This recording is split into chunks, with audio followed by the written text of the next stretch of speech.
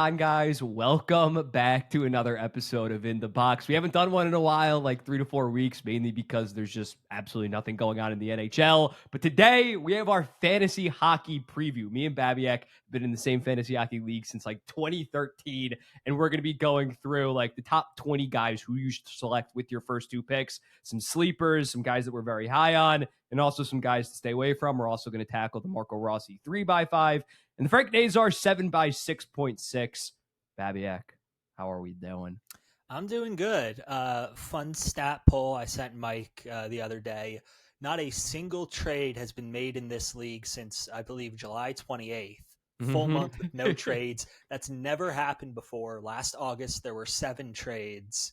Not Yeah. major ones, but like stuff happened last August, and it just hasn't Yeah. this year. I posted the graphic like 2 weeks ago, like trying to get people excited that maybe stuff would happen. It was like Askarov, the offer sheets, Line A, like pretty big moves. Nothing like absolutely like compared to like Kachuk 3 years ago, but If someone just of nothing. Line's caliber got So traded this month, it that'd be would be big. one Yeah. of the bigger moves of the offseason. Yeah, Raquel and Russ would like require a full video from me, like a 15-minute video, just because it's fucking something to talk about.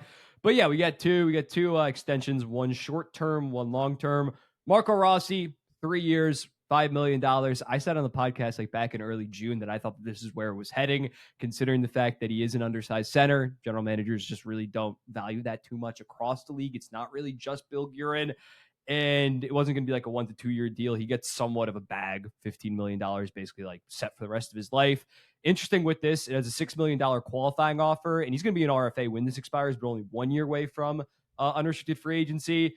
Yeah, I don't know how you don't love it for the Minnesota Wild. 60 points last year. Even if he is like your third line center, you bring in some kind of second line center at $5 million. It's really good value. They might end up regretting it a decent amount if he continues to develop, and then you don't have that much leverage this time around in 3 years.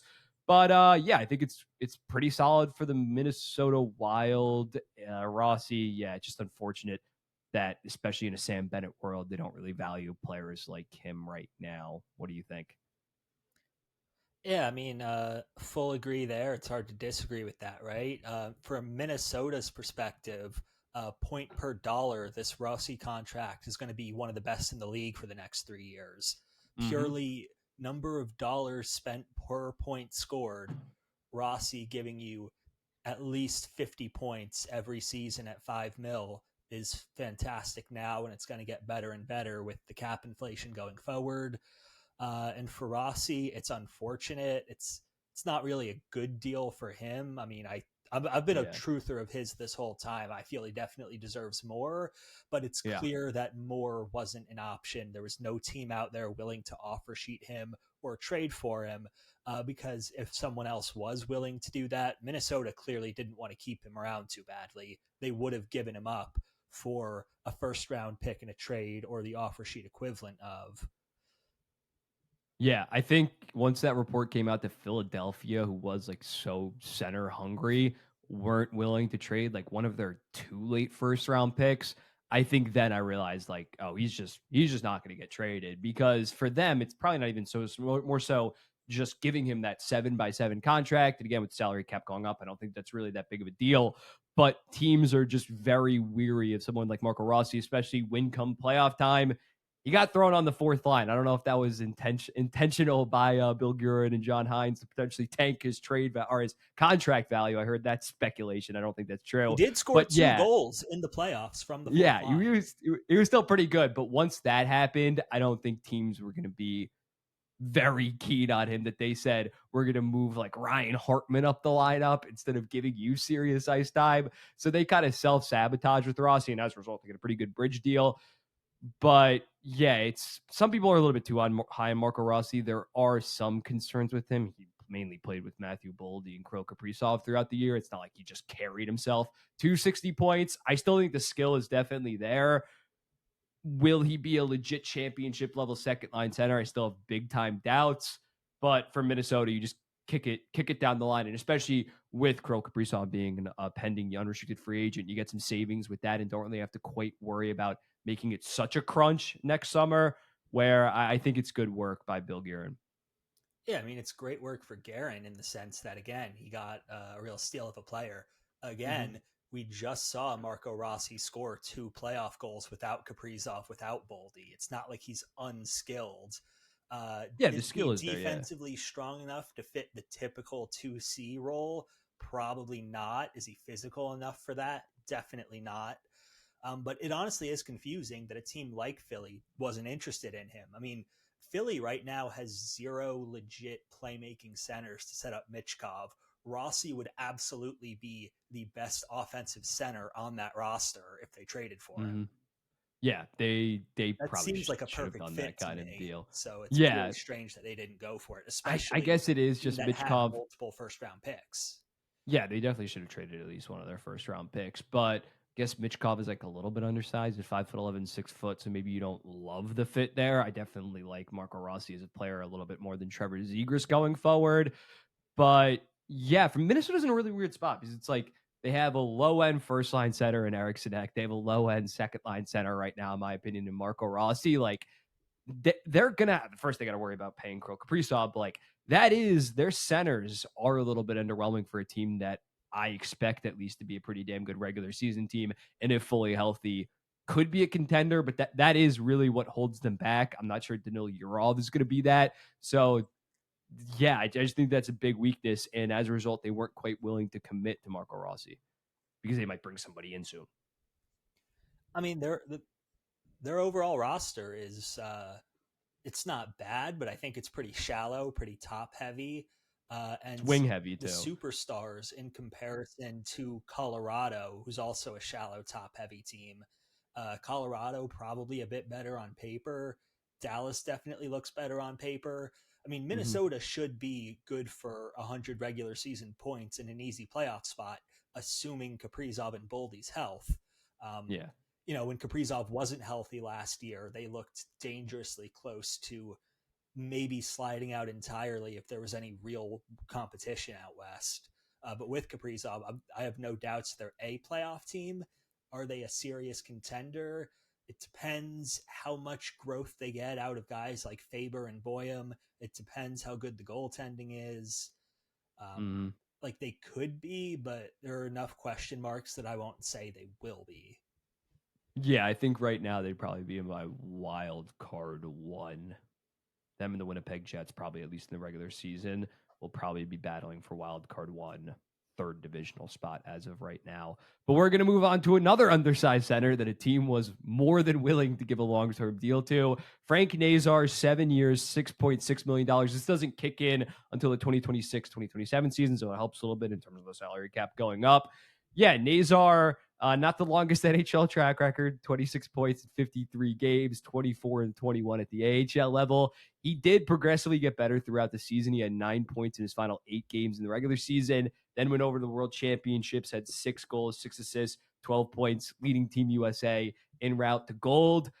I think that you're not as high as Nazar. I'm not going to act like this is going to end up being some kind of Jack Hughes next level steal. But yeah, I think considering how good he was at the pro level this year, similarly to like a Jackson Blake, I think worst case scenario, he's a consistent for mid 40s ish point guy, very good third line center, low end second line center. And I think the skill that he displayed this season, his college career wasn't that impressive because it got derailed by injuries his first season, and then he was only a point per game. But yeah, I like Frank Nazar, and especially for Chicago, you can take risks like this. I like when teams try to lock up their young guys and get those surplus value deals down the line. Like if he's only a $5 to $5.5 million player the first 2 years of this deal, it's not the end of the world. Salary cap's going to continue to go up, and then once they enter their window, I think that this will be a pretty good deal. But am I correct on your suspicion, a little bit of doubt for Nazar? Yeah, I mean, I'm very skeptical on this sort of a deal with goalies, especially giving the term for low track record. Forwards, I'm not as concerned by, but like Nazar hasn't done anything. You're paying entirely for potential. There's no track record there to speak of. Yeah. Yeah. Yeah. I just think it is concerning. It is concerning, and he is an undersized guy. So once you eventually enter your window, will he be your second line center akin to a Marco Rossi because of that size? But as a 2022 draftee, I just don't. He's already 190 pounds according to Hockey DB. Like they did this with Alex Vlasic. We kind of thought they were crazy at the time for giving him 6 years, 4.6 after like barely even a full season. I think that these tend to work out, especially considering he is just so young and so promising at this point that I say go for it. Yeah, I mean, again, for the forwards, I'm not as concerned. I can't say I love it. It's a great deal because, again, as far as I'm concerned, Nazar hasn't proven anything at the NHL level in the way that, like, at least with Jackson Blake, you can point to playoff games, Yeah, right? full And season, yeah. yes, I mean, Blake is a beneficiary of a system that makes a lot of role players look good. And I also wasn't over the moon about the Jackson Blake deal either. Yeah. Like it's You tend to have your fine, doubts about but these it's a younger risk guys. there. It's the same thing here. I mean, But I think for Nazar put up a Carolina, half point a game pace for a bad team. on a Like, shit team, yeah. yeah, That A, should go in didn't his have any direction. help, but B, it's not like it was intense situations Winning he became good hockey, in. yeah, true. So Ag- it Again, I don't think it'll I be think the like a world, disaster, but I don't know if it'll be good or it'll be like, yeah, it ends up market value for what he is. I liked Chicago taking this risk, as you said, because of their situation. yeah. Who else are you going to pay the money to? These are the guys you drafted. Stick with them. Hmm. Yeah, I just think like next season he is probably going to play like 18, 19 minutes a night and probably going to even if like it might be kind of like a fake 55 to 60 points just because he's on top power play. He's the clear second line center, second best forward on the team. I think just getting this done now will be a good move. And unlike Carolina, Jackson Blake, yeah, there is some risk if he doesn't take steps and in those first couple of years of that deal and he's negative value while you're trying to contend. I just don't see that being the case. I don't think Chicago's going to be entering a contention window in 2026, 2027. And I think that he is going to be worth 6.6 probably in 2 to 3 seasons from now. But there's less of a risk compared to a team like Carolina doing this deal where you're giving him serious, decent AAV. And right off the rip, you need him to perform to that level. Chicago, the years that they're going to care about this deal probably won't start until 2028, 2029. Like, I think that's when they become, if they do, like a serious playoff team. So even the first 2 years of this deal, I'm not worried if he's not quite worth 6.6. You know what I'm Yeah, saying? it's going to Like take a they're deep in while it. to actually judge if this is any good or not. I mean, if he takes a step forward this year, great. If he doesn't, well, it's not like Chicago's giving him any help. I'm not panic button concerned. Yeah, if he Like puts up 40 I points, think his floor is reasonable. I have questions about how high the ceiling might be. yeah, no, that is definitely fair as an undersized guy that again like did not absolutely tear it up at the NHL level. At the AHL, he was like leading the AHL in points at least for the first like 20-ish games. So that was impressive. Small sample size though. But yeah, I'll be honest, Frank Nazar, I don't even think was in my top 50 prospects this time last year. But when you are pretty productive with the NHL and the AHL like that, you're going to shoot up a decent amount. And I don't hate the idea of giving you $6.6 million, especially when this doesn't even kick in till another season from now. I had like the J Fresh chart gets posted every time of like what the cap hit is relative to today. It's going to be low on second line money by the time we're in like year 3, year 4 of that contract. So I think Chicago should be aggressive like that. Now, Connor Bedard, I think we both agree, like, if you're Bedard, you're not accepting anything less than like $12 million right now. And if you're Chicago, you're not quite ready to give him that. That's a different situation. Bedard But has literally no reason to take a yeah, long-term contract right now. I would be shocked if he does a uh, 7 or 8 year deal. It's his whole situation screams bridge to me. yeah. Just see how this season goes. If he goes for 85, 90 points, yeah, get an 8 by 13, 8 by 13.5.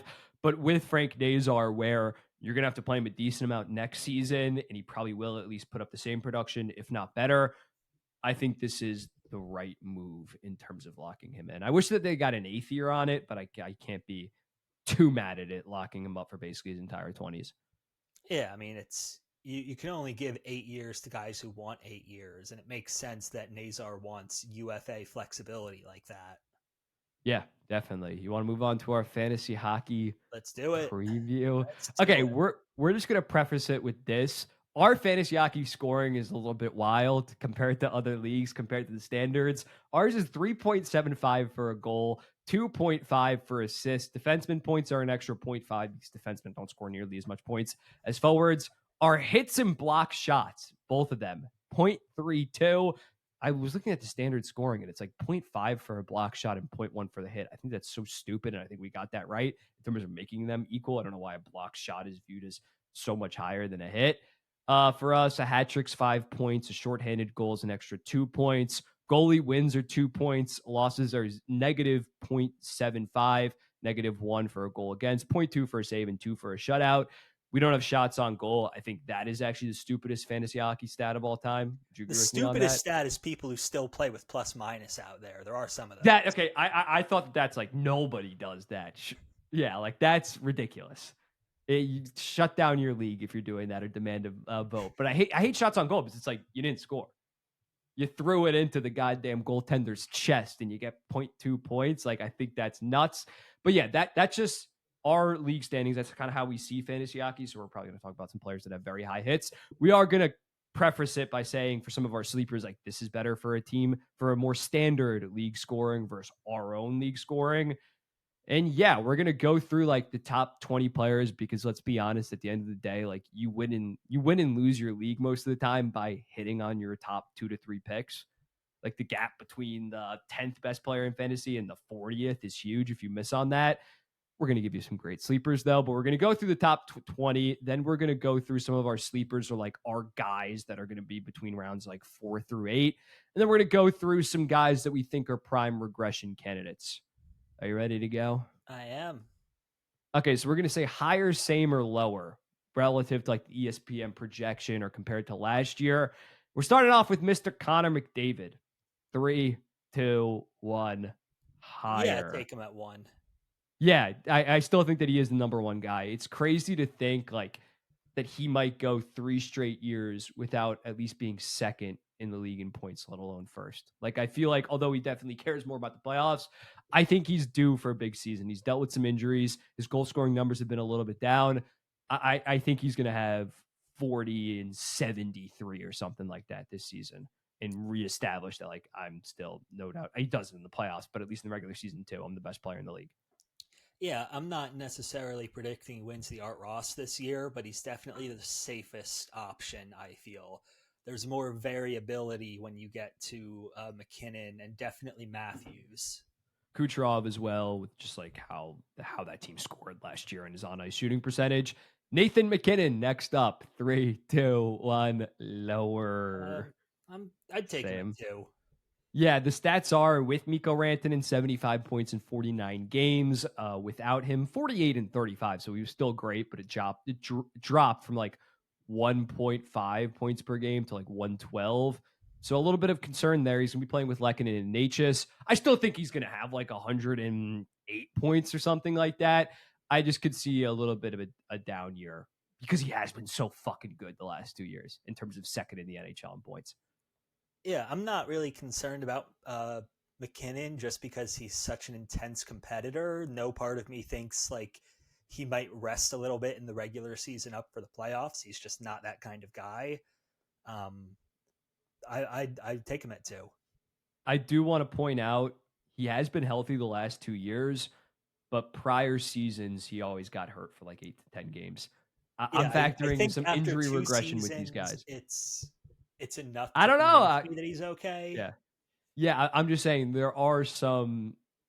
He has had injury riddled seasons compared to some other guys that have been consistently healthy. And a guy that we're going to talk about soon or next actually is a guy that also has been injured a decent amount. And Austin Matthews, 3, 2, 1. I'm higher. Yeah, I'm possibly higher too. Yeah, I know. Oh, cat going across. Cat's going I across. know that I just criticized McKinnon being hurt in prior years. Austin Matthews has been doing this thing where he's hurt for 1 year, then awesome the next year, hurt for 1 year, then awesome the next year.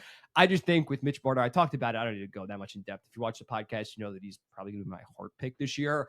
I think he's going to have a monster year, much like McDavid, and even more so because at least McDavid has the playoff points to point to. Matthews needs to go off and have a big season. He needs to hit 60 goals. I think that he will do something like that. Even last year, he still led the entire NHL in expected goals against or expected goals at 41, according to Money Puck. And he actually does throw the body a decent amount. He had 106 around the 160 hit slash block shots per year. So I'm buying the Matthews stock. He would be the closest guy to McDavid at first overall. I would still go McDavid just because of the injuries with Matthews and just the McDavid consistency, but I'm really high on Austin Matthews. Yeah, Matthews' inconsistency has been consistent Yes, that's a because great every way to other put it. year he seems to put together a genuine MVP level season, and the years in between, every other year, it's Hmm. it's good. It's good. He's scoring plenty of goals, but he'll do 50, then down to 30 something, then 50, then down to 30 something. That's been a Charge little bit of a pattern 69 there. coming. Um, Yeah. so I don't know if he's hitting 60 goals, but I think 50 plus I would feel pretty good about. Yeah, I mean, last year he was obviously dealing with some kind of wrist injury. He shot 12% only and still had 33 goals in 66 games. So I think he's probably going to hit 50, and probably he's going to have to be much more of a playmaker now that he doesn't have Mitch Marner. So I think 50 goals, 100 points is very likely for Mr. Matthews. I'm buying all the Matthews stock in the world. I Draisaitl up agree. next. Beast last year. What do you have? 52 goals, 54 assists in 71 Yes, he games. did. 3, 2, 1, same Lower. ish. Lower. Okay, so That's fair. He's the thing about Draisaitl is he did have a career high shooting percentage last year. Is that something ridiculous or crazy? No, he's always no. been a great shooter. He's a Yeah, career I was looking at that too. 17.5% shooter. Last year, he shot 21.5%. That'll drop down most likely to the 18 to 20 ish range. I mean, he's a phenomenal player, but I would expect the goals to drop down somewhat. Yeah. He's not going to have a terrible season. I'm not saying that, but 40 goals and 45 assists. but Is what is he going to Babiak is lead the league projecting. in goals for the second year in a row? I really doubt Like missing it. 11 games. Yeah, I guess I'm definitely closer to lower. Like I'm same ish, but definitely closer to lower. I just can't say that like I think McDavid's going to win the Art Ross and then be like sell all your Draisaitl stock at this point. I think he probably goes for like if he's healthy, 51 goals, 116 points, like something like that, if he plays all 82.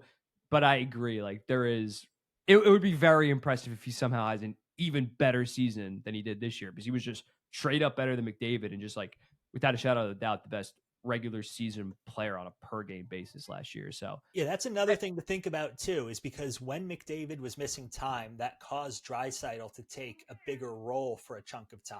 If fair. McDavid's going to be healthy for 82 games, that's less games of Draisaitl being the number one guy on that squad. And next up we have Nikita Kucherov. 3, 2, 1. I like him where he's Same, a at. little lower. Maybe a little higher. Yes, higher. Okay, you're going a little lower. Although Maybe.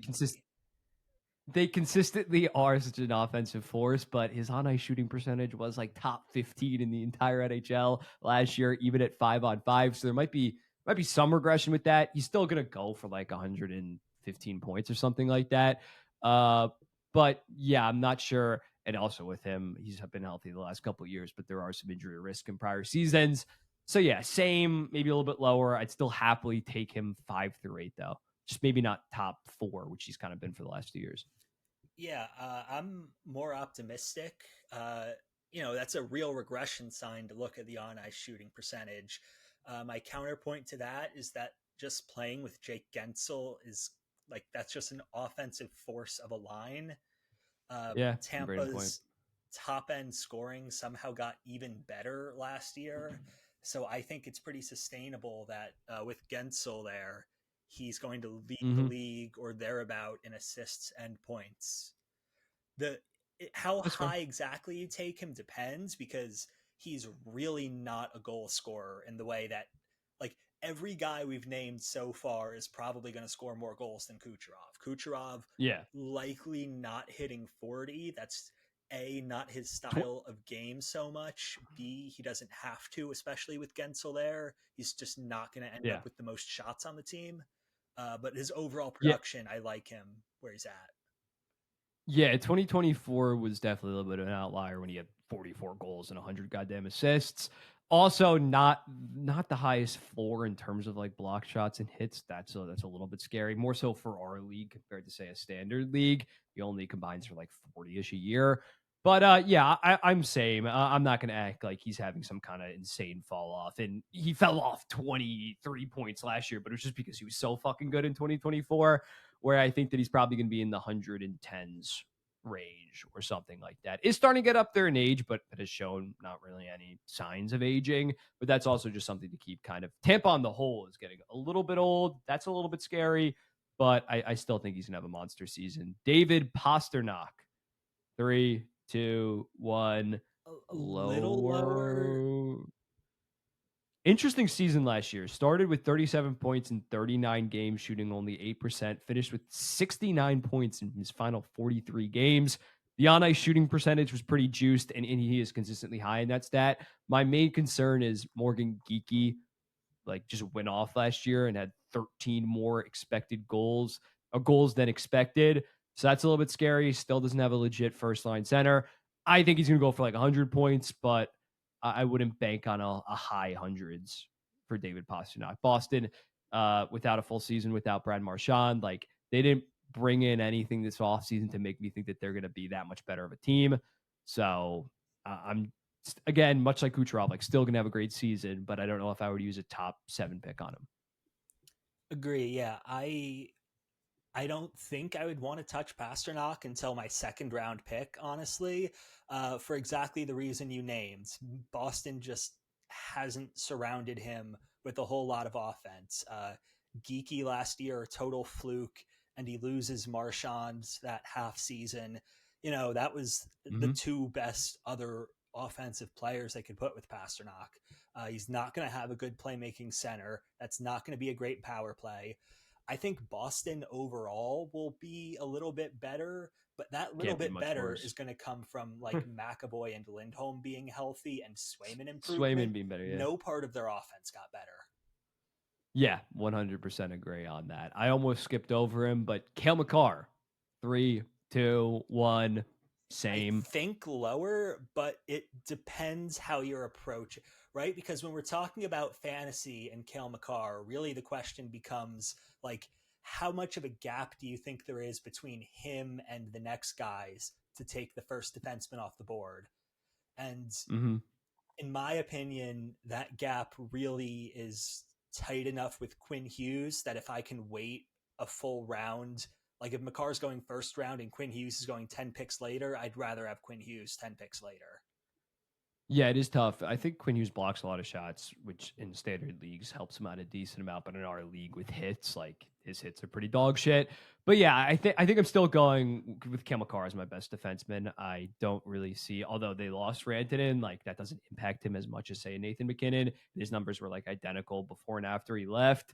The one thing that scares me about Kale McCarr is probably just similarly to a Nathan McKinnon. Like this year, he was healthy, but pretty consistently he has missed 6 to 8 games a year. Like he has Yeah, I mean, consistently been hurt. So that's a little at scary. the time when Quinn Hughes went down injured, he was having basically an equal fantasy season to McCarr, and then Hughes gets Yeah. injured. But historically, Quinn Hughes has been pretty darn healthy, and McCarr has been the one to struggle with injury issues. Mm-hmm. Yeah, that's definitely true. And speaking of Quinn Hughes, 3, 2, 1, same.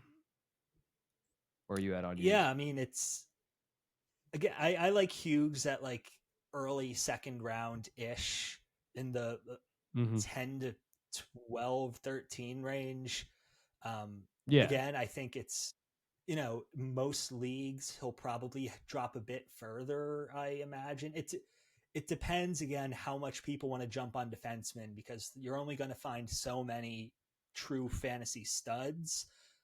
But Quinn Hughes is definitely on that short list, and I value him very highly.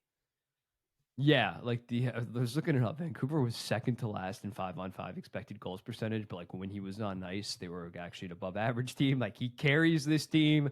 Pedersen can really only play better this season. He's not going to have JT Miller, which stinks, but I still think he's going to find a way to get to like the low 80s in terms of points. So maybe a little bit like lower compared to what he was on pace for last year, but I don't think people are expecting a mid 90s point pace kind of season from Quinn Hughes just because the Canucks are kind of a little bit of a shit show. Yeah, I mean, they were a shit show last year, and he was very good. Mm-hmm. I don't think they're going to be like worse this year. They might be equally bad, but it's hard to imagine them being worse. So I think over a point per game is a pretty safe assumption. Yep. Mikko Rantanen, 3, 2, 1, Lower, lower. yeah, it's Yeah, he's going to score like high 30s, low 40s goals, high 80s, low 90s points. I just don't think that he's consistent enough on his own to really put up like a 9,500 point season. yeah. The If that thing makes that sense. I'm kind of locking in on with Rantanen is that he's going from a situation where Colorado was a one line team. They were very reliant on the top few guys playing a ton of Uh huh. minutes. And now he's Sick going to power play. Dallas, which is a much deeper team. They're sharing the scoring around much more. I mean, McKinnon is the only Colorado forward that I would think of drafting in the top 50, probably, right? I mean, Natchez Top at some point, 75. but I don't Yeah. know if Natchez is a top 50 draft pick. Um, Probably not. Dallas, He was below a definitely point per game. Robertson, Colorado. maybe Hintz. Dallas is a deep team, and Rantanen's not going to Johnston. get as many touches, as many shots as he would get in Colorado. Yeah, it's losing McKinnon, not having McCarr in your power play. It hurts. He has more of a balanced line if he plays with Robertson and Hintz compared to McKinnon, and then plug in whoever the hell that they put there. And also, I don't fully believe in this, but he did just get a contract, so there's a little bit less incentive in terms of getting paid contract on the horizon. I think that matters for like contract years a decent amount. So yeah, I'd stay away from Rantanen because we saw it even in Dallas. Like he wasn't that good in the regular season. I know he was adjusting to the team, but even in the playoffs, like he stunk the first 4 games, then went on an insane bender. Then the final like 8 games had like 2 assists. So I'm staying away within the top 14 to 15 picks, Yeah, which I'd for let us like someone else basically the take first him at round. that range. Hi, another big question mark. Jack Hughes, higher or lower? 3, 2, 1, Lower, lower. lower. Yeah, I It's the can't trust injury him. risk. Mm-hmm. Jack Hughes, in his last 4 seasons, he's had one healthy season, which was 3 years ago. He had one season where he missed about half of it, 40 games, and then 2 seasons where he's missed about 20 games. He's injury prone, and it's not like it's some strange coincidence that he's injury prone. He's one of the smallest guys in the league, uh, one of the skinniest guys in the league. He gets thrown Yeah. around a ton. That's going to, it's not shocking that he gets injured the way he does because he gets tossed around so much on the ice. When he plays, he will produce at the level you would expect and be worth that draft slot, but I wouldn't bet on him playing more than 60 games.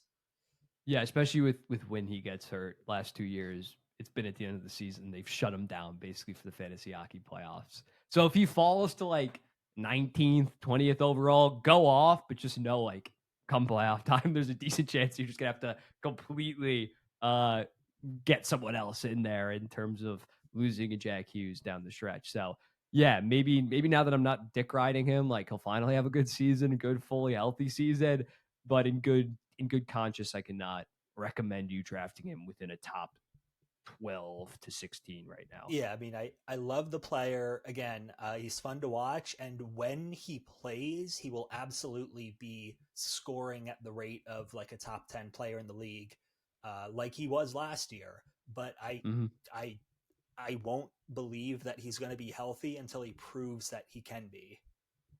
Yeah, definitely. Jack Eichel, 3, 2, 1. Higher. Same. My thing is, if he is healthy, yeah, he could be a beast. But I feel like because he was healthy this season, we're kind of forgetting that he has been one of the most injury prone players in the entire NHL. And if we're talking about your second selection, it's a serious risk. I think if he's healthy, playing with Mitch Marner, that power play was already like second in the NHL last year.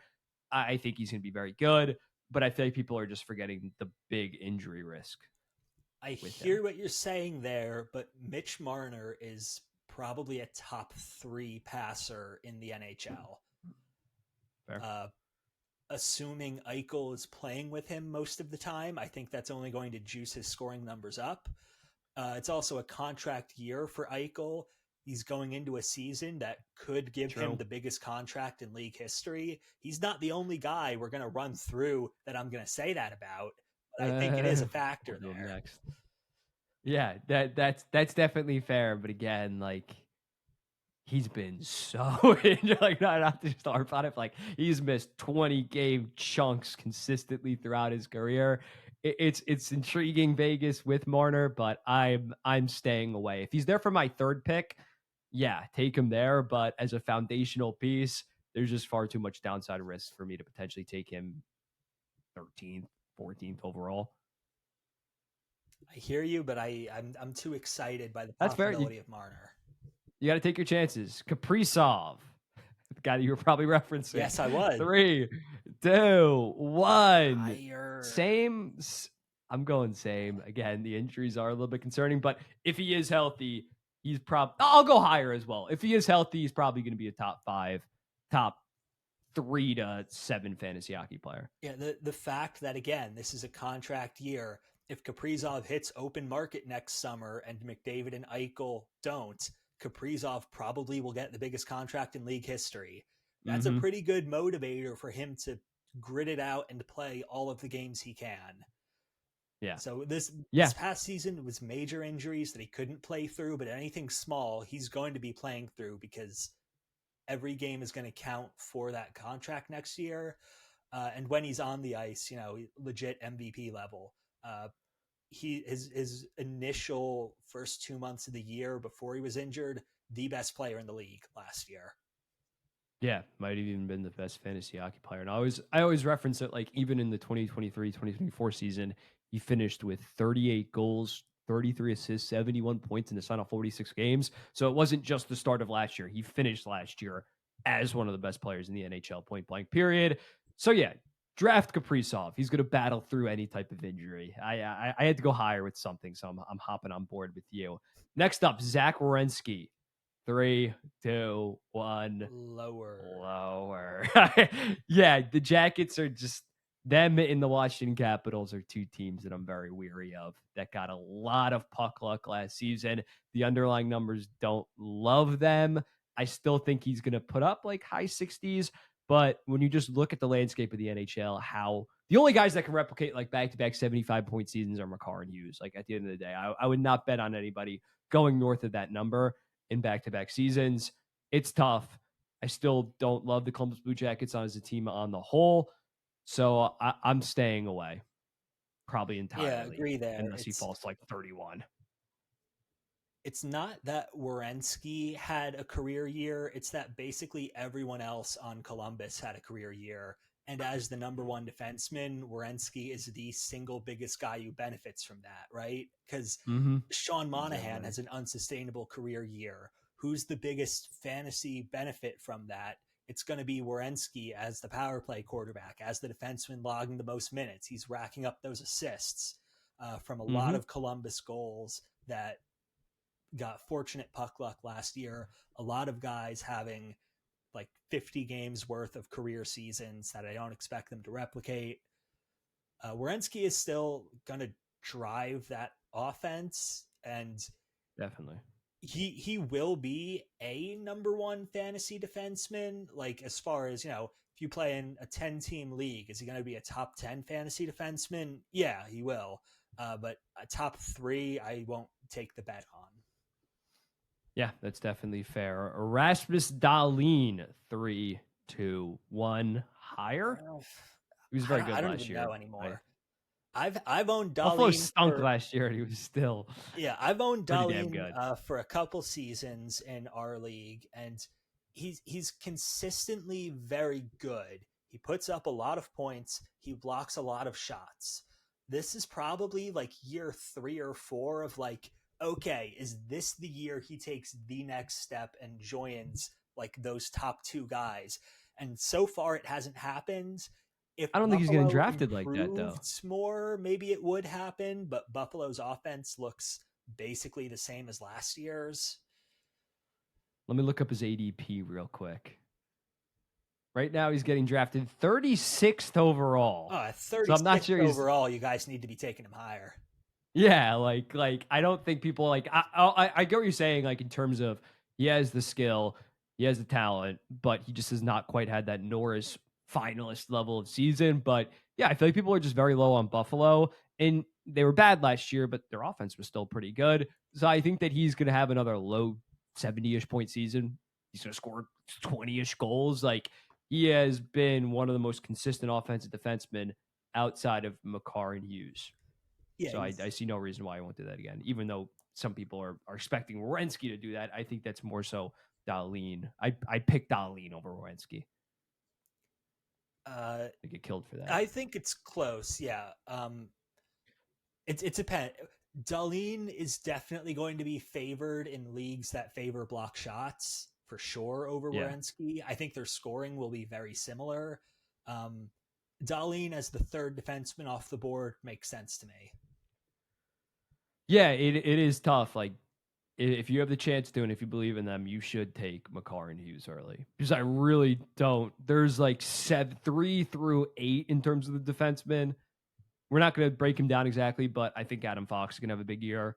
I think Roman Yoshi is going to bounce back a decent amount. So, like, Evan Bouchard will get put up your McCall. points. Yeah, Bouchard. Yeah. So, like, get one of those top 2 guys, or honestly wait and then snag 3 guys in round 4 through 7 or something like that. That might be the method this year. Instead of saying I need my number 1 defenseman, I'm going to draft a third defenseman off the board at 20th overall. I don't exactly love that Yeah, I when there's agree. I so much see a volatility. clear top two. And again, I don't think there's a ton of separation there that Makar should be going fifth and Quinn Hughes 12th. I think they're pretty darn close. But then after that, I think it's best to probably just see how the rest of the people in your league draft and play it from there. Because as Mike Yeah. said, defenseman number 3 through 7 or 8, I really don't think there's a lot of separation, and you should wait as long as you can to just make sure you get one of those guys if you're not going for one of the top 2 early. Yeah, definitely. Sidney Crosby. 3, 2, 1. Lower. Lower, ESPN. probably. Yeah, ESPN has him at 33 goals, 59 assists, 92 points. And last year he did, I think, at 91 points. But the thing that scares me about him is he took 50 less shots this year. And as a result, his goals dropped off a decent amount. And Rustin Merkel could be traded midseason, could be traded tomorrow. Probably not, because nothing happens this offseason. As well as our Carlson being on the block. There's just too much of a chance of Pittsburgh absolutely stinking. And if they are a bottom 4 team in the NHL, I don't see him somehow getting to 90 points. I think he's probably going to hit his points per game. And also, Crosby has had some injuries over the years. So I'm staying away in terms of a top 22 pick or something. I picked him last Yeah, year, though, pretty late. It worked out. I agree with that. I think Crosby is what he is. Everyone knows what he is. He's going to give you a point per game. His upside over that is pretty limited because Pittsburgh doesn't surround him with a ton of talent, and B, as you said, at this point of his career, he's really not a top goal scorer. Maybe he'll give you 30, but he's not so much of a shooter at this stage of his career. He's much more of a playmaker, and that's hard to do when you don't have any wings to set up. Yeah, Raquel and Rust are solid, but it's Raquel and not what it Rust used are to be. solid, but neither is great. And as you said, Gensel, neither both could be Gensel. traded by Christmas. Yeah, there's too much possibility of them just blowing it up. And then he's just stuck with Rucker McGrody and Billy Koivunen, who I both like long term as his 2 wingers. Artemi Panarin, 3, 2, 1. Leaning lower. Leaning, yeah. It's weird. ESPN has him at 47 goals, 60 assists, 107 points. I think that's ridiculous. I don't think that he's getting drafted with that in mind. It's tough because he's not playing with JT Miller. He's playing with Trocheck that looked a little bit older last season. Lafreniere has not really impressed me. We know that. And he took 60 less shots. Like, I feel like last year kind of got people thinking that he's an elite goal scorer. He's a good goal scorer, but he's not scoring 40 plus. The high end goal scoring was a 1-year fluke. Always in his career, he's been, again, more of a playmaker than a shooter. He's not going to put up those crazy goal numbers, especially because you add JT Miller into the mix. That's taking up a lot of shots. Now, they got rid of Chris Kreider, so more power play shots will be available, but that could also hurt Panarin because Kreider as a net front presence on the power play was, last year was a struggle, but he's usually pretty good at that specific role, and absolutely that helps boost Panarin's point totals. Kreider's net front power play. So they'll probably have to totally change the structure of their power play because you can't just plug JT Miller into that sort of role. All of which is to Mm-hmm. say, basically all of the Rangers' top forwards, I have some question marks about this year. Yeah, and with Panarin, dude, he turns 34 years Yeah, old he's on on the older October side. 30th. I know I probably jumped the shark when I said that he was regressing after the 2023 season and he came back in 2024 was great. But at this point, 34 years old, man, on a pretty old team, although I am high on Adam Fox, I'm not sure I see the 100 points that he has put up in prior seasons. Granted, like in Austin Matthews, he's been like okay one year, great the next, but I, I just don't fully see that offense coming back to 2024 form. No, I don't either.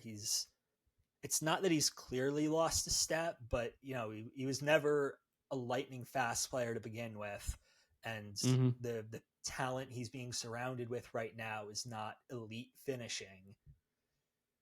Definitely. Mitch Marner, 3, 2, 1, same. Same, yeah. He's not going 100 to get points a probably. bump in Vegas, is the thing. I think maybe some people will get themselves excited that he's going to boost his point totals in Vegas. He was already playing with a fantastic top heavy roster in Toronto. Not a big change Yeah. there. Yeah, I think, yeah, 100 points. He's not a big goal scorer. I think he's hit like 30, like maybe one time in his career. So, yeah, it's Yeah, going to that's be the a other thing, flashy too. pickup. Another guy who's not a goal scorer. Yeah, Vegas's power play was second best in the NHL, and they're adding Mitch Marner. That's a little bit intriguing. But yeah, I just think you can pencil him in for like 28 goals, 72 assists, 100 points. I don't see I think Eichel would be the potential heart candidate from that team. I'm not sure Marner has 108 points or something like that in him. I agree. That's why I'm super high on Eichel this year. Marner will probably have about the same season he had last year. He's going to score a goal number that's going to be in the 20s somewhere. Mm-hmm. All right, Kyle Connor, 3, 2, 1, Lower. lower. Very low. This guy has had some elite seasons like 2020 at 38 goals, 73 points, 71 games, then followed it up with the season below half a goal per game and below a point per game. 2022, 47 goals, 46 assists, 93 points. Followed up the following year with only 31 goals, 80 points in 82 games. This year was awesome. Winnipeg's probably going to come down, crashing down a little bit, at least offensively. So yeah, he just has never stacked like two elite seasons.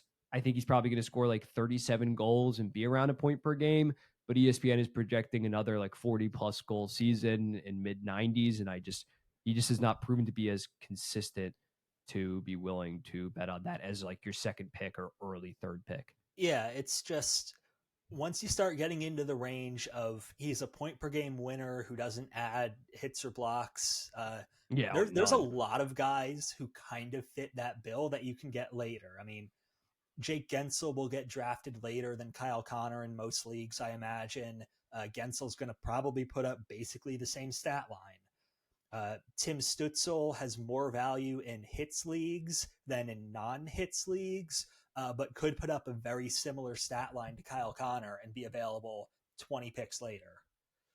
Yeah, I just mostly stay away from Winnipeg this season. Even Connor Hellbuck, and I'm not sure he's going to be the far and away best goalie. But you want to do goalies now? A little goalie preview. Yeah, Some let's guys that talk you're liking, or goalies. all right, we'll do goalies before we dive into our favorites and guys to stay away from in terms of the skaters. Goalies, I've said it before. I said it on the Instagram. Shesterkin and Swayman are kind of my two guys that I think are going to have much better seasons than the year prior. Shit went horrible for both of their teams. It for Swayman, it kind of was his fault. But Shesterkin, it wasn't at all his fault. He was still elite analytically, and I think the New York Rangers as a team on the whole, especially defensively, are going to be much better. And he has Jonathan Quick and Dylan Garand as his potential backups. He's going to play 55 to 60 games. It's the first year of him getting paid $11.5 million. And for Swayman, I think he's going to bounce back. This is if you have to. Well, actually, we'll talk about the zero goalie strategy after this. But Swayman, if you're in a 10-team league, I think he's going to be a top 20 goalie just by volume and Boston being better. Yeah, I would go even higher on Swayman. I mean, I'm really high. As I said earlier in this show, uh, last year was a disaster for Boston defensively because they lost both of their top two defensemen for half the Yep. season, and Swayman got a late start. All three of those problems will be fixed going into this year. Their offense won't be any Yeah. better, but defensively, they should be a lot better than last year in front of Swayman, and Swayman himself should be better. And Boston's a team with a terrible backup, and they're paying Swayman a lot of money. So there's no risks or questions about high volume. He's going to get big Yeah. numbers of starts. Yeah, Korpisalo is not stealing 30 games from Jeremy Swayman next season. Two other guys that I like. Linus Olmark is going right now as like the 12th goalie in terms of fantasy. Still pretty clearly his net. Maybe Merrill will play like 25, maybe 30 games, but I still think he's probably going to be in the mid 50s. In terms of starts, he's been extremely consistent in terms of every single year posting like a 915. This year was only a 909 or a 910. But I take him as a likely top 10 fantasy hockey goalie. He got hurt last year, but throughout his career has been pretty healthy. And then Karel Vejmelka, I think, is a really intriguing one. He was going like 20th overall, and he's on a Utah Mammoth team that looks like they could potentially be a playoff team. And he played 58 games last year. Hasn't been the most consistent every single year, but I saw Lukas Dostal and Joey Decord were going higher than him. And I don't like either of those teams that much. So if your league does care about wins, he could be a top 12 goalie, and it wouldn't shock me. Some other guys further down the list that I like quite a bit. Depending on how much your league values wins as opposed to actual goalie performance, because I know it varies a lot league to league, and our league is pretty like custom tailored We've there. nerfed it. If you play in a league that values wins a ton, Mackenzie Blackwood is going to get a ton of starts and win a ton of games, regardless of if he's actually a good goalie or just okay. Like he could easily end up being like a top 6 or 7 goalie in leagues that value wins really highly. Yeah. Way further down the list, it's tough to say exactly what Carolina's goalie situation looks like because Freddie Anderson is hurt so often. If Freddie's healthy, Freddie can be drafted very late, I'm sure, because no one trusts Freddie to be healthy. But Carolina, and if Freddie gets hurt, pick up Kochetkov. Once Freddie goes down, pick up Kochetkov immediately. Yeah. That too. Honestly, the whole thing about Freddie, though, is going to lead us into this discussion on how zero goalies is absolutely the move if you can do it. It was so broken. This is my strategy. You're not. You take it. Yeah. Yes. Okay. So in our league, it used to be like you can roster goalies, you can't roster goalies. Me and my friend Andrew Finnegan, when he was co-owning my team, we decided we're not drafting a goalie. We're going with zero goalies on the roster. And holy shit, did it work out? Because at the end of the day, if you're not required to roster goalies, you should just not run a goalie, because goalies, even the ones that are like workhorses, play every 3 out of 4 games. So they're missing a decent amount. Just run with zero goalies, pick up whatever goalie that night. Use 7 goalies, 7 out of your 10 on goalies that are just playing a bottom 5 team this year. It is kind of tough because there's not as many like horrible teams this year in the NHL, but just go matchup dependent. If a goalie, even if it's the backup on a very good team's playing a bad team, pick them up that night. As a result, that season, I went 44-12. I looked back on it, back 44-12 in terms of my goalie roster, and we had 8 shutouts. We almost had more shutouts than wins. So yeah, like this year, San Jose, Chicago, Pittsburgh, Philadelphia, just pick up whatever goalie is on the market that is playing one of those teams on a Tuesday, Thursday, Saturday, stack multiple, and just take your like 26 saves on 28 shots on goal and a win, and just run with it. Unless it's Hellebuck, unless it's Vasilevsky, that you know you're getting 55 plus games versus Sturkin this year, like there's no point in rostering a guy on a fringe playoff team that's going to play 50 games next year. It's going to play 62% of his team's games. Trust me on this schedule, on this strategy, it will be damn good. And it could literally get you the 1 seed in your league, because it did for me that year. We went like 16-6. It is such a cheat code. Goalies are kind of worthless in fantasy. Yes, they have high averages, but you're not playing 3 out of 4 games, or you're not playing 1 out of 4 games. Trust me on this. Use the zero goalies. I'm going to repost it to my story, the Instagram thing that is more succinct in terms of breaking it down. But that's the thought. Just bad teams, or a team coming off a back-to-back where they played a tight game or something like that, and they're going to be tired versus a fresh goalie. It's the move, man. Yeah. Our league mandated we had to roster 2 goalies after that It was because we so were that broken open. that we had to change the league rules around it. Yes. But yeah, it's at the end of the day, no matter what kind of fantasy league you play, literally no matter what the scoring settings are, I promise you the gap between goalie number 10 and goalie number 25 is really, really small.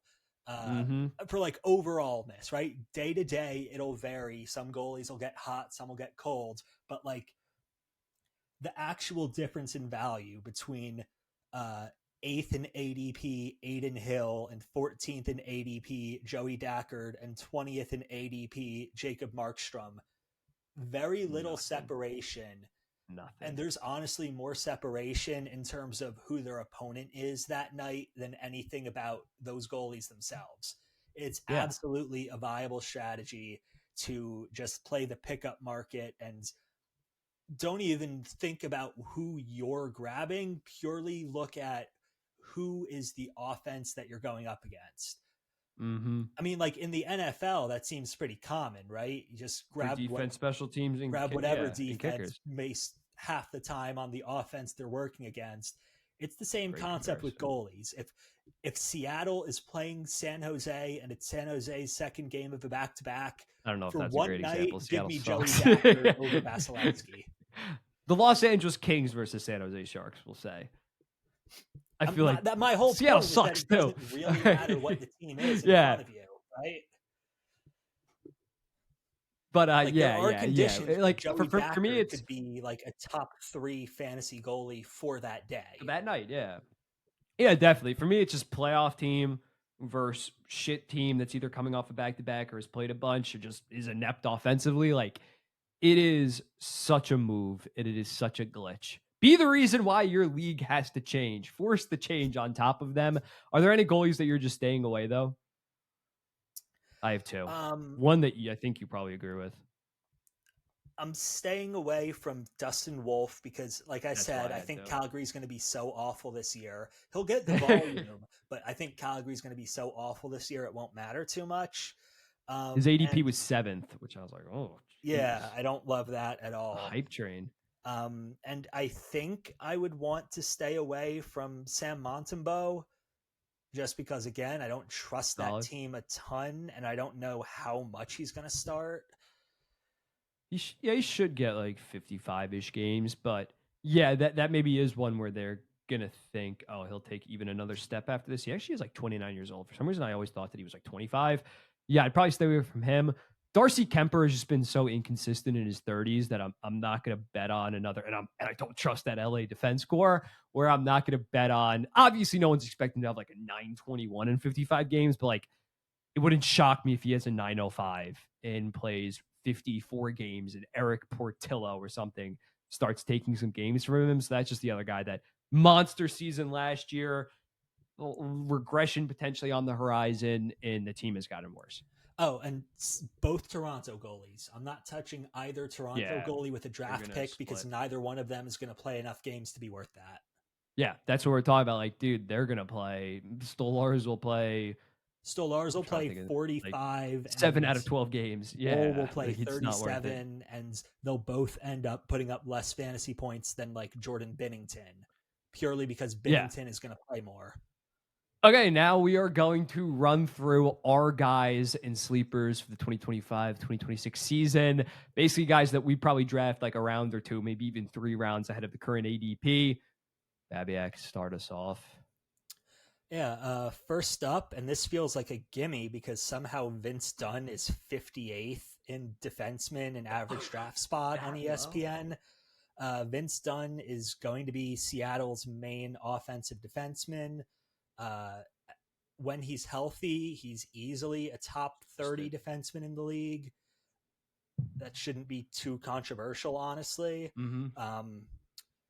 I like Travis Sanheim to improve a bit on his offensive numbers because I think Philadelphia is going to be a bit better now that they're not stuck in the tort system for a year.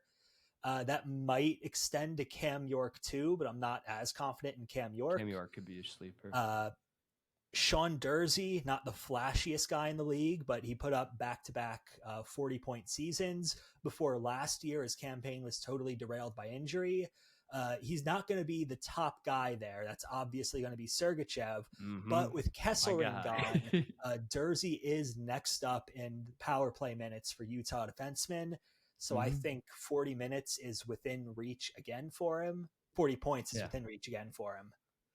That's my defenseman there. You run through defenseman. Okay, I'll go defenseman. Up first, Jake Sanderson, man. He had 57 points despite being one of the most unlucky players at 5-on-5. Among the 229 defensemen with at least 400 5-on-5 minutes, he ranked 224th at 6.24%. I know you're probably saying at home he was very lucky on the power play. That wasn't even true. He ranked 20th out of the 45 defensemen with at least 120 power play minutes in terms of on-ice shooting percentage, which again, not just his own, everybody on the ice. It's a big thing for defensemen where they're not the ones putting the puck in the back of the net. His ice time has consistently gone up from 21:55 a night to 23:13 to 24:27. I think that's probably going to be 25 minutes this season. So yeah, he blocks a shit ton of shots. He had 139 blocks this year. So ESPN had Sanderson at 43 points. Are you fucking kidding me? I think he's yet again at least going to be in the high 50s, maybe even the low to mid 60s. I just think that this is crazy how they're sleeping on a 22-year-old defense, or he's 23 now, that was so productive last year, and even the underlying numbers suggest that there could be more. Should be more, honestly. What do you think of that one? Yeah, I'm the world's biggest Jordan Spence fan. Maybe Jordan Spence eats power play minutes, but no, I mean, I'll probably be on second power play. Actually, no, they got Shabbat. Yeah, that's maybe the one thing where if their defense core is healthy with Spence coming in instead could of be a little bit Travis crowded, Hamnick. Yeah, that could eat. Maybe he doesn't take that big ice time jump, stays at around 24 minutes, but I'm still buying Jake Sanderson stock. Charlie McAvoy, I don't see him being as bad as he was, although we've talked about like Pasternak maybe not being as high. I don't see Charlie McAvoy putting up below a half a point per game last year. He had an ADP of 112. And for a guy that throws ungodly hits and block shots, like I think he averages like 140 of each per season. So yeah, I think if he hits 50 points, he's probably a top 8 to 14 fantasy defenseman this season, definitely in our league at least. So I think that he's going to bounce back a decent amount. Brandt Clark is somebody for the LA Kings if they actually let him be their number one offensive defenseman, because he started out last year. I know you speak the gospel of Brandt Clark. 21 points in 36 games to start last year. We don't have to talk about the final 22 games, but it wasn't pretty. So yeah, and especially with Spence not there, Gavrikov not there, I think his ice time is going to go up to hopefully like 20, 21 minutes a night. Go up, but yeah, like there's I'm not saying I don't trust that coach, man. Yeah, I'm not saying play him. I'm not saying put him like draft him like 10th round, but I think he was going undrafted based on a lot of the ADPs I was seeing. So 15th round, that's definitely worth it for a guy that could legitimately have 50 points next year. Sergachev, we've talked about on the podcast. I said for one of my hot takes that he'd be top 4 in the Norris, 54 points last year. Utah actually was 7th in the NHL in expected goals 4 per 60 at 5-on-5 at 3.22, but only ranked 21st in actual goals per 60 at 2.88. So even though like they should be even better on offense next season, the power play was ranked 10th in the NHL last year. He played 25 minutes a night. I think he goes for like high 60s, low 70s. You got any more defensemen? Cam Fowler had a little bit of a juiced on-ice shooting percentage, but he had 36 points in 51 games last year for St. Louis and still should be the undoubted number one offense. I don't think Broberg's going to be challenging him for that top power play. And yeah, he was a beast in the playoffs for them. Again, there are big regression signs with him in St. Louis on the whole, kind of, but he could easily put up 50 points, and he was going pretty late based on what I saw. What do you think about those? I like that Fowler shout. Yeah, even if he regresses, he should still be over half a point per game. He's St. Louis's undisputed number one offensive defenseman. He should be a pretty safe fantasy roster hold, no matter what league you're playing. if you're playing with block shots being highly valued, Fowler's a really Mm-hmm. good player to have. Not a lot of hits in our league. No, but No hits. even if you're playing Might with not be just rostered in our league. points, Fowler Yeah. should be like a top 30-ish defenseman. Yeah, he's a number 3, probably a number 4 if you have a 5-man defense scorer that can be roster for a while. Who are your forwards? Hit us with it. General theme here: every single wing on a bad team. Travis Konechny last year had 74 points, 76 points, my bad. ESPN this year is calling him for 64. I don't see how getting rid of Torts for a more offensive coach is going to make Konechny score less. That's just not going to happen. Alex Tuck entering a contract year. Last year he had 67 points. ESPN projecting him this year coming up for 62. He's into a contract year. Buffalo's top heavy, but that top of the offense will score. Tage Thompson will score points. Alex Tuck will benefit from that. I don't think Tuck is going to regress at all. Ricard Raquel last year had 70 points. This year, ESPN has him for 61. That maybe could be on totally realistic. The Penguins and Rustin Raquel? Would you talk about Crosby? Yeah, I think it checks out. I don't think Crosby is worth like a top 30 draft pick, but I think that 30. When you're in round 10 and you need wings, either of Raquel could work, you know? Joel Eriksson-Ek is a good shout for a guy who, purely by the fact that he centers a top 5 wing in the league, maybe top 1 wing in the league for all I know, and Kaprizov, and another top 15 wing in the league in Matt Boldy. Eriksson-Ek should be good for 50 to 60 points and plenty of hits. Yeah, he was consistently like 60 points. Then this year dealt with some injuries. So I'm definitely in our league. He's great with the hits. Yeah, I like the Travis Konechny one's wild that he's that low. Like he has consistently been a 70-ish point guy with Sean Couturier as the center. I know he's not going to get the bad teams. That's what it is. If you're a superstar, if you're not a superstar and you're on a bad team, people will sleep on you, even if you look at this player and say, wait a second, Konechny's a good for a consistent 70 points. Tuck is going to give me 30 and 30 every single year. Yeah, and both of those guys get, again, for our league, like decent hits. I think they throw like 1 per game. Something like that. All right, for mine, I wasn't that high on Rantanen, but I think Jason Robertson's going to go for like mid-90s. And when looking at him down the stretch of last year, 29 goals, 34 assists, 63 points in his final 54 games.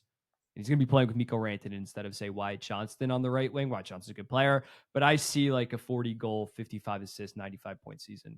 Contract year. That definitely matters, especially considering the trade rumors for him this offseason. Like, he's going to want to prove it. He's going to want to get it. He's going to earn the Mikko Rantanen contract, basically, an 8x12. And I think he's going to have a big season. And it made sense why he started off so slow last year, because he had foot surgery. Like, there was a built-in reason for that. So I think he's going to have a big year. In our league, at least, in a 10, maybe not in our 8-team league, but a 10 to 12 team league, if you really value hits in your league, Marco Kasper has a crazy high floor. Guess how many hits Marco Kasper had last year? I didn't bother to think of looking at Marco Kasper. I have no 156 and 48 block shots. Jesus. That's a lot. 19 goals, 18 assists, 37 points, only shot 12%. Yeah, he didn't have a great on-ice shooting percentage, but like Detroit, let's be honest, aren't going to absolutely kill it. He had 19 expected goals for, so it wasn't even like he outperformed that. So he's locked into that second line center position, probably playing with one of DeBrincat, Kane, Raymond, someone like that. Like, he's going to have some talented wingers around him. If you can get like high 20s, I'm not saying he's going to do that, but in terms of in a 10 to 12 team league, like, he could be a sneaky, easy roster guy. And you're an injury away from Dylan Larkin, who has been consistently healthy, from him being like a special player. Like JT Kopp, did I just combine the two? Andrew Kopp and JT Compher ain't stealing his second line center role. Like, he's comfortable there. So I think Marco Kasper he had good underlying numbers. Like, he's an interesting shout in terms of potential roster guy. If I'm going to have Matthews potentially winning the Hart Trophy, I need to have Michelli. This is really for leagues that only care about points for the most part. He doesn't get jack dick in terms of hits and black shots. but I could easily see a 20 goal season and like 67 points just playing with Austin Matthews. He put up like high 50s point pace playing with like Lawson Krause and Nick Bugstad. So just bet on that. He's probably going to play in Hard the top agree on six. that. In a points only league, Yeah. I love Michelli as a bounce back. Yeah. He might not be on that top power play, which hurts a little bit. But even at even strength, if Matthews is what I think that he can be, that's pretty damn decent. Also, maybe a little bit biased, but he has an ADP of 160 in more of a hits league. No, in more of a points league. Matt Barzell, the last time that he was fully healthy, had 80 points. Like, I just don't understand how he's following that much. I understand it's not the most intriguing offensive situation, but he has all the talent in the world to yet again be a 75 to 80 point guy. And he actually does get hit slash block shots. He had 106 last year. If he plays with one of like Jonathan Drouin, Shabanov, or actually he's probably going back to center, so we won't play with Horvat, but he could be pretty damn good. Their power play was 12.6%. It literally can't be worse next season. I say that, and I think it probably was. I probably said that last offseason too, but I think it's going to be improved. They're going to play more of an up-tempo style of hockey now that Lamoriello isn't there. I also have Evander Kane. Don't love the acquisition, but he could potentially be like the first line left wing. It's between like him and Jake DeBrusk, and this is a hit-heavy pick. 250 hits the last time that he's fully healthy in 2024 and had 24 goals, 44 points. Like just the wingers on Vancouver, especially the left wingers, are not that impressive. So he could be net front on the top power play, playing with Elias Pettersson. Like there's definitely some upside with that. I got Josh Norris potentially as a second line center. This is another hit reliant pick.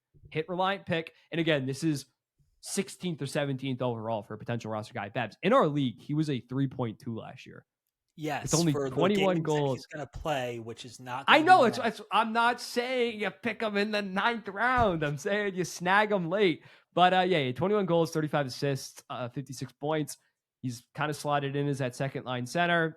Right now, he's slated to be on the top power play. So if you can get me high 20s in each, in our league at least, like he's going to be very valuable. The guy that he was traded for, Dylan Cousins, ESPN only had him projected at 19 and 19 for a guy that had 16 points in 21 games and also threw out 200 hits last year. He's intriguing. He's locked into that second line center position. And I think alongside guys like Batherson, Zetterlund, Giroux, or Greg, probably going to be mid 50s or something like that with that very high floor. And then my last guy, I feel like we say this every year, though, or at least definitely last year. Quinton Byfield is like a 14th to 15th round pick. His ADP was like 180. Makes all the sense in the world, especially now that like Kopitar might be retiring. You got to give him the keys. And they have been increasing his ice time a decent amount. He went from 14 minutes, 16:29 to 18:37 last year, which was just 20 seconds less than Kopitar and 32 seconds less than Kempe. So unlike Brent Clark, like Hiller actually does trust him. Hopefully he can be on the top power play. 113 hits and block shots. He's had stretches in 2023, 2024. He had a stretch where he had 20 points in 18 games, then another stretch with 16 points in 15 games. The rest we don't need to talk about. And last year, he finished the season with 31 points in 32 games. So that's like my potential nuclear, like really could hit. And even now, he has a floor of like mid 50s points. Yeah, Byfield I like a lot as a sleeper. That one I agree with. Any ones you disagree with?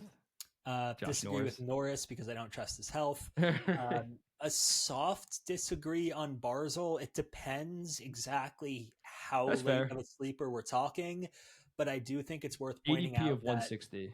the Islanders don't have any puck moving defensemen like at all. Tony D? Put some respect on Tony D's name. 19 points in 36 games. Definitely sustainable to have Tony D be their number one defenseman. Yeah. He is going to, he played 23-21 last year. That's only going to go up without Dobson. Schaefer will come in and take some minutes, and hopefully Pelican Palak will be in the last better. 10 games of the season when they're already eliminated. I'm not sure that's going to boost Barzal's fantasy value, but okay. All right, now let's do some regression candidates. You want to go? Yes. Guys that we're staying away from entirely. So my first pick is cheating because it's not even regression, but Steven Stamkos's ADP is in the 40s. Don't do that. I saw that. I was Don't like, what do that. His on-ice shooting percentage was horrible, but he shot still like 60. He's not going to bounce back. there is no positive regression for him. This is a multi-year trend. It's been called out by a ton of people. Last year wasn't Stamkos's first bad year. It was just his first bad year that didn't have Tampa's power play numbers to bail him out and juice his overall stats. Yeah. You're not going to magically get a bounce back for a 35 goal season from Stamkos. Nashville's going to be bad on offense. Stamkos will be bad.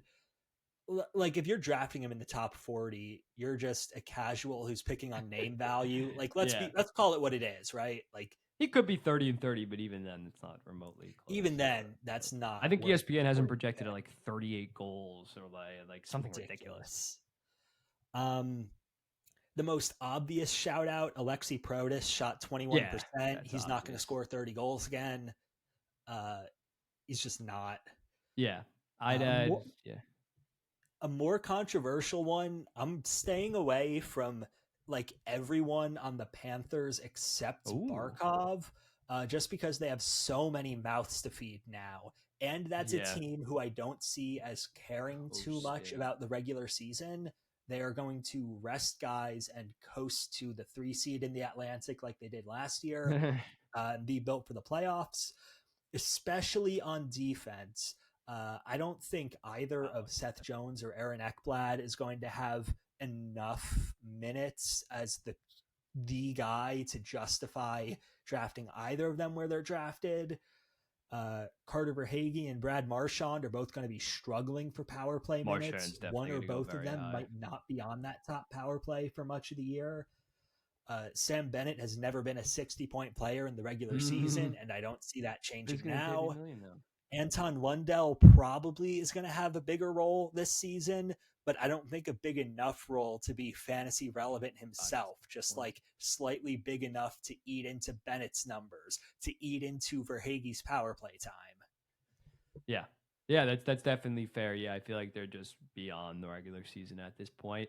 Yeah, I'm trying to think. Would I take anybody? I mean, like, I would probably take Matthew Tkachuk if he falls to like the 50s, 60s. Maybe just if I'm like in my draft, a ton because he's going to be hurt for the first couple months. If you have an IR spot, obviously. Yeah, like that's our a league good has an stash. IR spot to stash him on, which makes a huge difference. If you don't have an IR spot, don't touch Tkachuk at all because ESPN says he's coming back in training camp. Sitting for 2 months of the season with an empty roster spot just for him to come back and probably not play 20 minutes a night, probably not go 100% in the regular season while he comes back from surgery. For all we know, Florida doesn't want him to come back, and Florida wants him to stretch it out as long as possible for LTIR reasons. Well, with the Olympics, it's tough. I think I could see like him going off in January. He'll be back by the Olympics, but Verhaeghe going on LTIR or something like that. Somebody that's not going to be on an Olympic team. The rest of their team is probably going to be on an Olympic team, or Ekblad or something. Ekblad could use the rest. So I think something like that's going to happen. But yeah, Tkachuk is interesting. Again, if you're loving your draft, if you're in the 8th, 9th round and he's available, and you think, and you're in a league where our league is very competitive, but if you're in a league where like I'm going to make the playoffs, I do recommend kind of a stash like that for a guy that even when he hasn't carried the last 2 years, has been like a 90-point pace guy. 85-point base and throws the body. And one more name I want to shout out who's being drafted in the top 100, Dylan Holloway, who ESPN has projected 31 goals, 72 points. I don't think he's going to take that big year 2 leap. I think overall St. Louis has a lot of puck luck signs, a lot of future regression signs. I think he can stay like basically the same as last year, but I don't see like a linear jump for him. I wouldn't draft him expecting that he's going to take a step. And if he doesn't take a step and he's just the same guy this year, I overdrafted him. Yeah, I think I have the stats pulled up here. St. Louis, they have this written out. Blues 28th in 5-on-5 expected goals per 60, 10th in actual goals. That's a decent regression sign. They were first in goals scored above expected with 10 more points. 7. Holloway, is he on this? No, he's not on this in terms of the goals scored above expected, but he is on it in terms of the on-ice shooting percentage. So yeah, the guys that I'm staying away from, this one's kind of obvious. I used to be a big draft Mark Stone in like the 9th or 10th round because you know that he's He's going to get hurt at the end of the season, but he'll get you to the playoffs. I'm staying all the way away. Not going to be playing with Eichel anymore. He'll be playing with Hurdle, and right now is not slated to be on the power play. So I'm just fully out. He has been a consistent 70-ish point guy, but away from Eichel, that's just not going to be the case. And yeah, I think he's probably going to be like a 60-point pace guy. Yeah, I mean Stone's another guy where he's not a big regular season player at this point in his career. He was last season, but like overall, I drafted him last season. he's a guy who rests for the regular season and coasts when he can, and he's built for the playoffs. Um, he's always been a better real life player than a fantasy player, even at his peak, because the thing that makes him valuable is elite two-way play in a way that doesn't show up in hits or blocks. Block shots, 0.5. My other guy, Adam Fantilli, I think he is going to be a franchise center one day. ESPN is projecting 37 goals. That just seems insane for a 21-year-old on a team that I think already was very lucky last year. He had an 11.51 on ice shooting percentage and scored 12.4 more goals scored above expected. Sean Monahan's probably still going to be the number one center in Columbus alongside Marchenko, playing with Marchenko. And according to Daily Faceoff, which again, we'll update this if we notice like, oh, this guy's on the power play, maybe draft him. We'll mention that in other pods. But right now, he's not listed on their top power play. So second line center on a team that I don't think is going to be a playoff team, on a team that was already so lucky last year. I think if he goes for 30 and 30, that's like a huge success in terms of his development. I just think last year was a little bit fluky. He has a 75th ADP. So it's just a little bit too high for me right now. Yeah, I fully agree with you on that one too. I think if he takes a jump, that's great. Drafting him with the jump priced in and setting yourself up for disappointment when he's just 30 goals, 60 points, you did that to yourself there. You can't be drafting these young guys on bad teams assuming the priced in jump there. And like a very similar case, I don't want to call him like a fantasy bust or a reach, but I really do not think Celebrini is going to take like a magical leap to a top fantasy player. I kind of disagree with that. I think he's gonna go for like low 80s. I think he's gonna go for like low 80s in terms of points. Dude, he put up 74-point pace last year. Right. And how many of those points were earlier in the season when Mikael Granlund was winging him versus after they traded Granlund? I can look that up. We do this virtually now. I can look that up. My memory is that his scoring was very first half heavy. We'll see. Let's see. When was Granlund was traded? Like the 31st of January? Somewhere around there. Okay, we'll go from February 4th. That was their game after the 31st. 26 points in his final 28 games, despite them being 5-17 and 6. So like they stunk last year. I think offensively they're going to be fun. Eklund will take steps. Smith will take steps. Unlike a Bedard where he's running it back with like Bertuzzi and like Teravainen as his top wingers. I'm not saying take him top 30, but I think Celebrini is a decent shot. What's his hits and block shot? I think he's pretty physical, and obviously he's pretty good defensively, so he gets decent. Okay, 53 block shots, 37 hits in 70 games. I would maybe use totally viable for a 70-point forward. It's just I don't know how big of a step he can take in that situation. Again, I think the team's going to stink, but the offense should be fun. Still has Toffoli, who had 30 goals last year. Smith down the stretch had like 30 points in his final 35 games. You love Eklund. Like, I think they're going to be a fun power play at least. And at even strength, they'll be playing with two of those guys where I maybe would take him 45th overall. Maybe higher, maybe mid 30s. That's I know interesting. You think that's crazy. Yeah, I encourage you. Take him in the 30s. All of his underlying numbers are like his micro stats in terms of just transitional play, board battles. Like he's off the charts, man. He's already so elite at some of the hardest things to develop into. Where I'm buying all the stock. And a guy that I'm actually a younger guy, my last one in terms of regression, or not regression, but just not taking that step. I think Wyatt Johnston might get screwed because of Rantanen. Just being on that second line. And he's going to play right now. He's slotted to be the second line center with Duchesne and Sagan. But the reason why he was able to put up such great numbers last year is because he was on that top line with Hintz and Robertson, who were so good down the stretch. Duchesne and Sagan were good last year, but are 35 years old, 34 years old. Duchesne I is think, a massive regression candidate. Yeah, yes. nothing about his regular season last year feels sustainable for another season. Yeah. So I still think he's going to have like 30 goals, 65 to 70 points. But I think ESPN had him at like 37 goals and like 79 points. I'm just not quite sure that's going to happen. And for all we know, maybe Rantanen plays. No, actually, I mean, Sagan can go to center, like Rantanen can move down. But right now, the way that it's, maybe I'll issue an update if he's actually on the top line. And according to Daily Faceoff, he wasn't on the top power. No, I think he might not have been on the top power play. I don't know, but like it's just a lot It's has going to to do vary. So sometimes with situation, and his situation isn't looking too ideal now that they have Mikko Rantanen. the best fantasy advice I can give anyone is when the season, because it's all hearsay right now, right? No one's in training camp. We don't actually know what the power Yeah, plays are going to look like. that's why we don't The draft until like a best week out, thing so we know.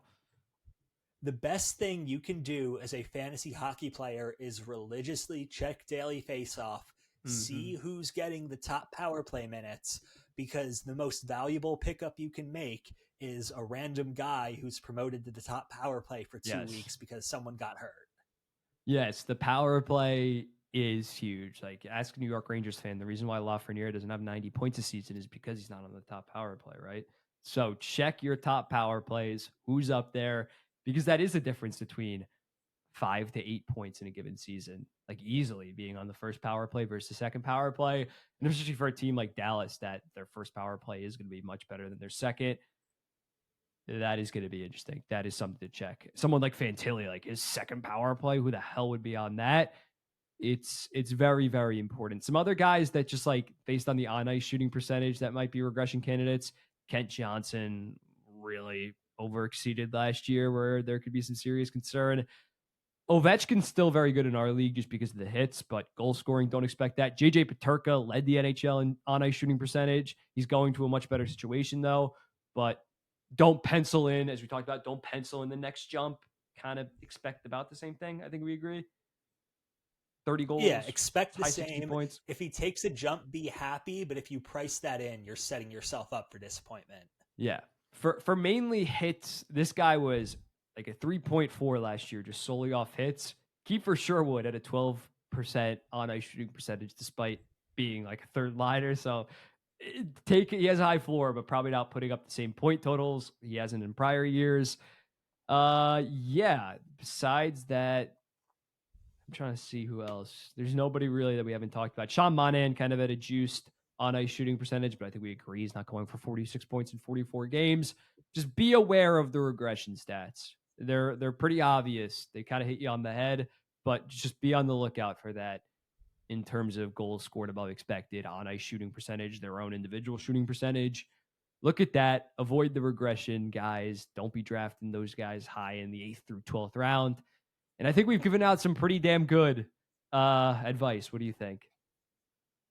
Yeah, I think so too. I think it matters that you have coaches with consistent lines. For example, Anaheim is really difficult to trust anyone on because Yeah. the minutes that guys get and the line pairings guys get feel so random and they get mixed up every 3 games with this Mm-hmm. current. Maybe now that Cronin's gone, things will be different, but it's hard to trust McTavish or Leo Carlson as young, exciting fantasy prospects when you don't know who their line mate is going to be next week. You don't know if they'll be on the power play next week.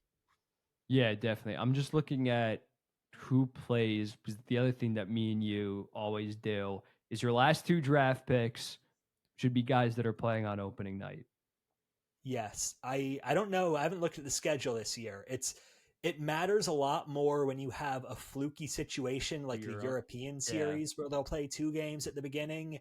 If it's like a normal schedule start, it matters less, but you still should be targeting guys who have good first week schedules because your last 2 draft picks you're going to drop at some point anyway. Yeah.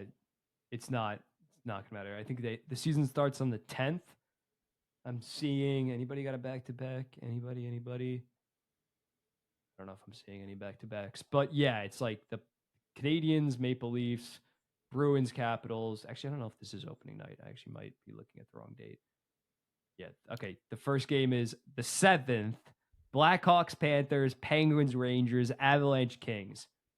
Pick up someone on those teams. There's going to be a decent amount of solid guys, and then just drop them the following day. Like, you're going to take a chance on a guy, and then you're going to realize he doesn't play the first 2 games of the season, like the first 2 days. So just do that. Trust us on that. Tale as old as time. The Vegas Golden Knights have a back to back based on what, actually, no, I just made that up. I don't know. The Try to LA find guys that Kings have a do. good schedule. LA Kings have a back to back. So take Quinton Byfield, 16th overall, not because I think he's going to break out, but also because he plays so much to start off.